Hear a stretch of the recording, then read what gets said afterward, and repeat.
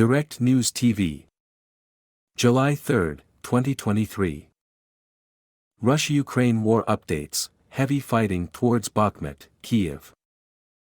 Ukraine's Deputy Defense Minister reports heavy fighting as Kyiv's troops advance towards Bakhmut, having recaptured 37.4 square kilometers, 14.4 sq miles, of territory last week. Russia says it has thwarted a Ukrainian assassination attempt on the Russian-backed head of Crimea, arresting a Ukrainian agent before he was able to blow up the official's car. Ukraine says Russian shelling injures 3 people in Kherson. Russian shelling in a village near Stanislav, in Ukraine's Kherson region, has injured 3 people, according to the regional prosecutor's office.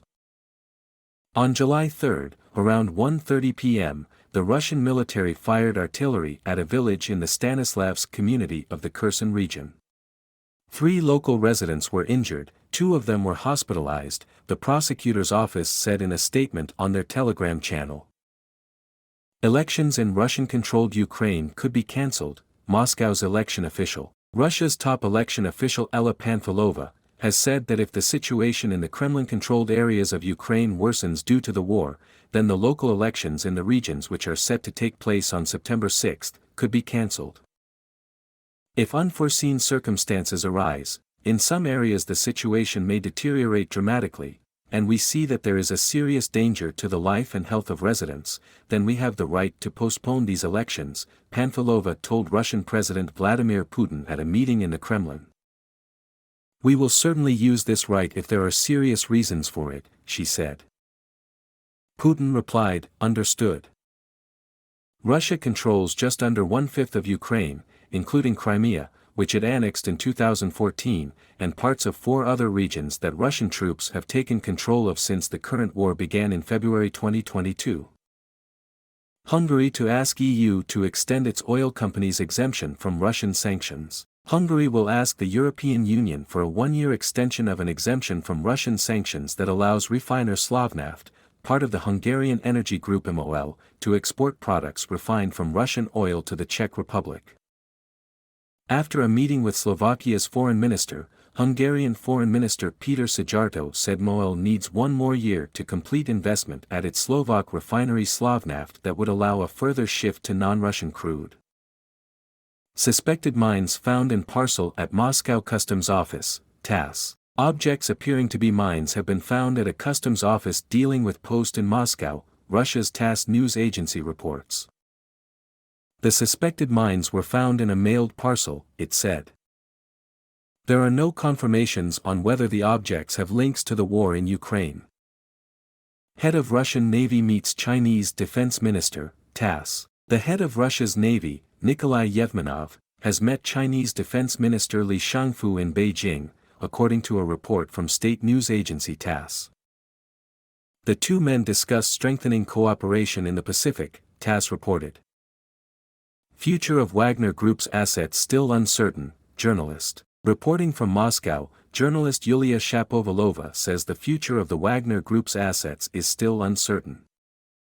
She said that, according to the group, the recruitment of mercenaries would be suspended for a month, due to its temporary non-participation in the special military operation in Ukraine and its current transfer to the Republic of Belarus.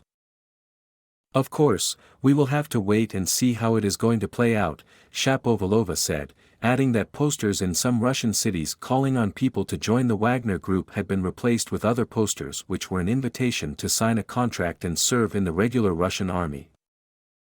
Shapovalova also highlighted that Yevgeny Prigozhin's media empire, another massive asset of the Wagner chief, was also coming to an end. Prigozhin was building it for at least 10 years. But now its websites are being blocked and its offices are being searched. There are many reports that employees of its media forces are also being fired now, she said. Journalists used to call Prigozhin's media resources his troll factory. Its employees used to write comments in support of the authorities, criticize the opposition and promote the so-called patriotic views, she added. German defense minister wants Polish tank hub talks done in 10 days. German Defense Minister Boris Pistorius has pushed for negotiations on the establishment of a maintenance hub in Poland to repair Leopard tanks damaged in Ukraine to be completed in the next 10 days.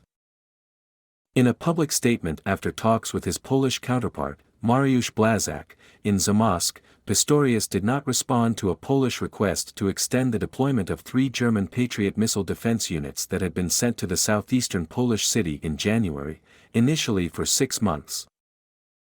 Poland wants German Patriot units to stay at least until year-end. Poland would like German Patriot systems to remain in Poland at least until the end of 2023, Defense Minister Mariusz Błaszczak has said. Germany dispatched 3 Patriot air defense units in Poland close to the Ukrainian border in January to prevent stray missile strikes. 1 killed in Ukraine's Sumy region, Zelensky's aide, Andriy Yermak, head of Ukraine's presidential office, says a Russian drone attack in the Sumy region in northeastern Ukraine killed 1 person.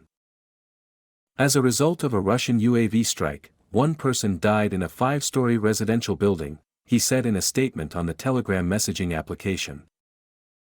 We are making progress, Zelensky on frontline situation. Ukrainian President Volodymyr Zelensky says the situation on the front line was difficult last week, but highlighted that country's army is making progress. We are moving forward, step by step. I thank everyone who is defending Ukraine, everyone who is leading this war to Ukraine's victory, he said in a tweet. My name is Kingsley. Please like, share, subscribe and hit that notification bell so you can be the first to be notified whenever we post. You won't regret it.